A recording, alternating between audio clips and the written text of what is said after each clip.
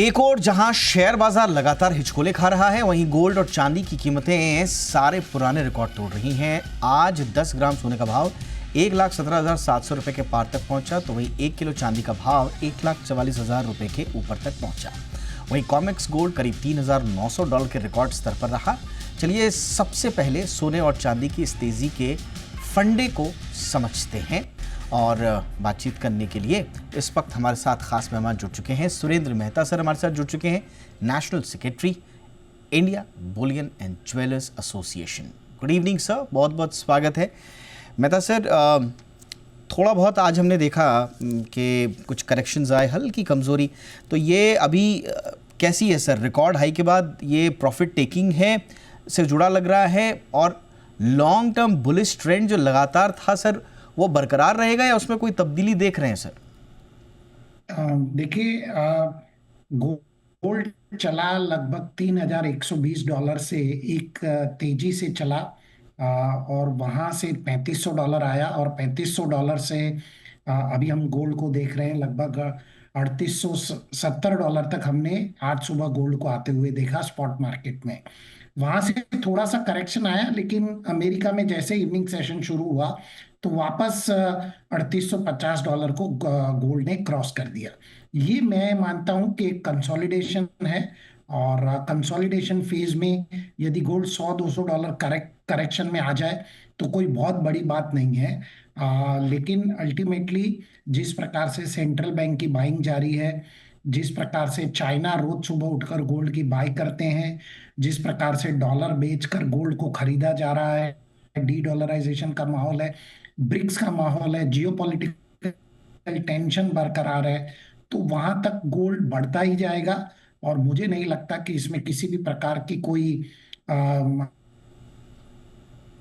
Absolutely sir. संभावना लगती नहीं है। हाँ, कंसोलिडेट हो सकता है, लेकिन यदि भारतीय बाजारों में यदि गोल्ड 1,20,000 से करेक्ट होके 1,10,000 आ जाए तो इससे कोई भारतीय बाजारों में कोई बहुत बड़ा बदलाव आने वाला नहीं है, कोई बहुत बड़ा उसमें फर्क आने वाला नहीं है।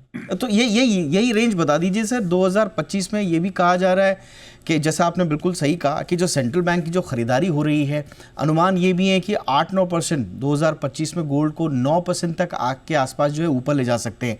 तो आपने जो दिया 1,20,000 और नीचे 1,10,000, रेंज क्या रहेगी सर? क्योंकि त्यौहार है, शादियाँ वादियाँ भी और दिवाली है, तो कोई रेंज दे सकते हैं सर कि अपर इतना, और अगर करेक्ट हुआ तो भी इतना मान के चलें? मुझे मुझे ऐसा लगता है कि गोल्ड 1,10,000 से 1,30,000 के बीच में मार्च 2026 तक मूव करेगा, ओके। ऐसा मुझे लगता है। देखिए, आज यदि कोई गोल्ड क्यों खरीदता है, क्योंकि वो जितनी भी कंट्रियां हैं, वो जितनी भी सेंट्रल बैंक है, उनको डॉलर पर भरोसा उठ गया है। अमेरिका की आर्थिक हालात अच्छे नहीं है, वो डॉलर बेचते हैं और गोल्ड खरीदते हैं। गोल्ड में बिकवाली तभी आएगी जब गोल्ड खरीद के उसका कोई ऑल्टरनेट मिलेगा। अभी तो कोई ऑल्टरनेट है नहीं, इक्विटी मार्केट भी कोई ज्यादा अच्छे पोजीशन में चल नहीं रहे हैं, तो खरीदे क्या इसके बदले। इसीलिए आपने गोल्ड में तेजी हम देख रहे हैं, साथ ही साथ हम सिल्वर में भी तेजी देख रहे हैं। तो ये एक प्रोसेस है, ये चलता ही रहेगा अनलेस कि कोई बहुत बड़ा फाइनेंशियल सिस्टम फेलियर हो जाए अमेरिका के अंदर, कि पूरे इक्विटी मार्केट और कमोडिटी मार्केट में बिकवाली आ जाए, तभी ये हो सकता है। अन्यथा इस प्रकार से गोल्ड बढ़ता ही रहेगा। मैं मानता हूं $4,100 से $4,150 तक गोल्ड मार्च 2026 तक शायद हम देख सकें। सर 2-3 चीज़ें हैं गोल्ड में ही। एक तो जैसा हमने आप भी कह रहे हैं कि ठीक है, बीच बीच में तो प्रॉफिट टेकिंग आएगी ही, रिकॉर्ड हाई है 3,871 का, उसके बाद इन्वेस्टर्स प्रॉफिट बुक करेंगे ही। बट जो ओवरबॉट टेक्निकल्स हैं, RSI हाई लेवल्स पर है, तो ये भी कहा जा रहा है कि 3600 तक के आसपास के करेक्शन संभव हैं। क्या आप इस थ्योरी से इत्तेफाक रखते हैं सर? दूसरा, चाइना हॉलीडे में गोल्डन वीक से डिमांड कम हो सकती है, प्राइस पर दबाव आ सकता है, ये भी कहा जा रहा है। तो ये सब थ्योरीज से आप इत्तेफाक रख रहे हैं सर? देखिए, ओवरबॉट पोजीशन से तो मैं इत्तेफाक नहीं रखता। ओवरबॉट पोजीशन तो पिछले कई महीनों से ओवरबॉट पोजीशन में ही चल रहा है, क्योंकि सेंट्रल बैंक लगातार बाइंग करते जा रहे हैं, इसी को ओवरबॉट पोजीशन कहते हैं। लेकिन वो टेक्निकल चार्ट अपनी तरफ है, कमोडिटी फिलहाल गोल्ड फंडामेंटल्स पे चल रहा है, और फंडामेंटल यही कहते हैं कि डॉलर बेचो और गोल्ड खरीदो। या दूसरे कोई भी एसेट क्लास है, इवन ये लोग जो बड़े फंड हाउस है वो इक्विटी बेच के भी गोल्ड खरीद रहे हैं, ऐसी स्थिति में टेक्निकल चार्ट की तरफ नहीं देखना चाहिए।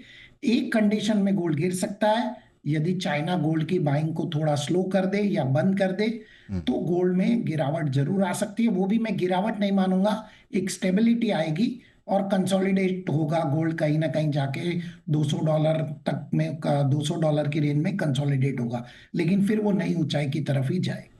ठीक है सर। अब जाते जाते सर, क्योंकि जैसे मैं बता रहा हूँ कि आम हाउस होल्ड के लिए तो सर बिल्कुल पॉकेट से बाहर हो चुका है गोल्ड, उनके लिए आप क्या सलाह देंगे? कोई ऐसा विंडो जिसका वो इंतज़ार करें? शादी है, पुरानी प्लानिंग है गोल्ड बाइंग की, अपने लिए आभूषण वगैरह खरीदने हैं, कोई आप ऐसा विंडो देख रहे हैं, या आप कहेंगे कि जब मौका मिले तब ले लीजिए?